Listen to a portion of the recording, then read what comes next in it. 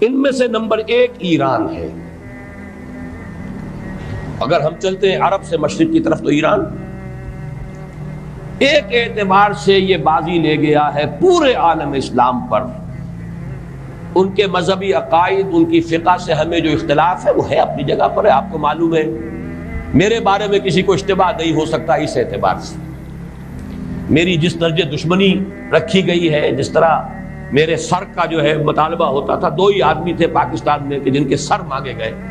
ایک کراچی کے وہ شاہ بلیغ الدین صاحب اور ایک نے.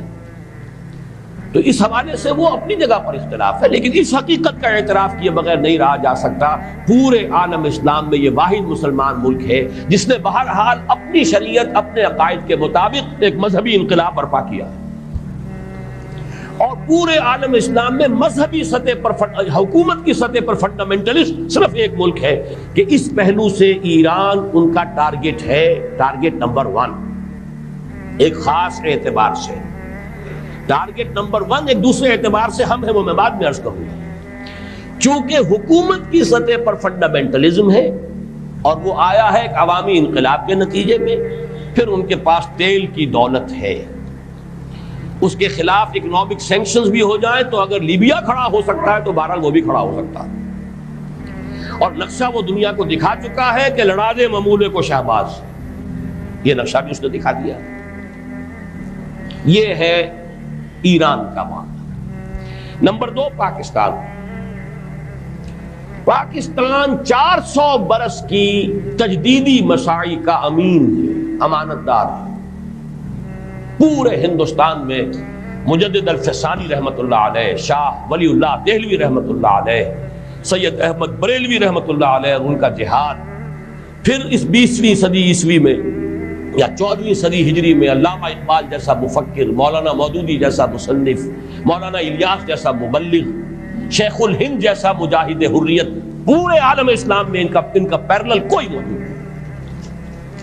یہ 400 سال کی تاریخ ہے، اس کی امانت اور اس کے نتیجے میں یہاں کے مڈل کلاس میں فنڈامنٹلزم کا ایک نیوکلیس ہے. اگرچہ حکومت کی سطح پر کوئی پیش رفت نہیں ہو سکی آج تک، بلکہ اب تو پسپائی ہو رہی ہے، اب پیچھے ہٹ رہے ہیں. وہ ہمارے ان سیاسی جو بھی زعماء ہیں، جو جماعتیں ہیں، ان کی غلطی اور الیکشن ہی کو واحد میدان بنا کر اس کے اندر اپنا سارا وقت و توانائی اور قوتیں ضائع کر دینا، یہ ہے در حقیقت جس کا کہ یہ صدا مل رہی ہے کہ اس اعتبار سے تو پسپائی کی طرف ہے معاملہ، کسی پیش رفت کی طرف نہیں ہے. لیکن باہر والے تو دیکھتے ہیں نا کہ اندر کیا کچھ مواد موجود ہے. اگر مڈل کلاس میں وہ فنڈامنٹلزم کا بارود موجود ہے تو کسی بھی وقت اس کے اندر جو ہے وہ کوئی دھماکہ ہو سکتا ہے. دوسری بات جو ان کے لیے ایک اعتبار سے ٹارگٹ نمبر 1 ہمیں بنا رہی ہے وہ ہمارا ایٹمک نو ہاؤ ہے. پورے عالم اسلام میں اور کسی کے پاس نہیں.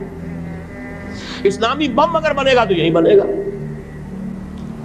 یہ ہے مختلف اسباب جس کے بنا پر ایران اور پاکستان کو آپ بریکٹ کر لیجئے، یہ اس نیو ورلڈ آرڈر کا جو ٹارگٹ نمبر 1 ہے، ایک اعتبار سے ایران ہے، ایک اعتبار سے پاکستان ہے.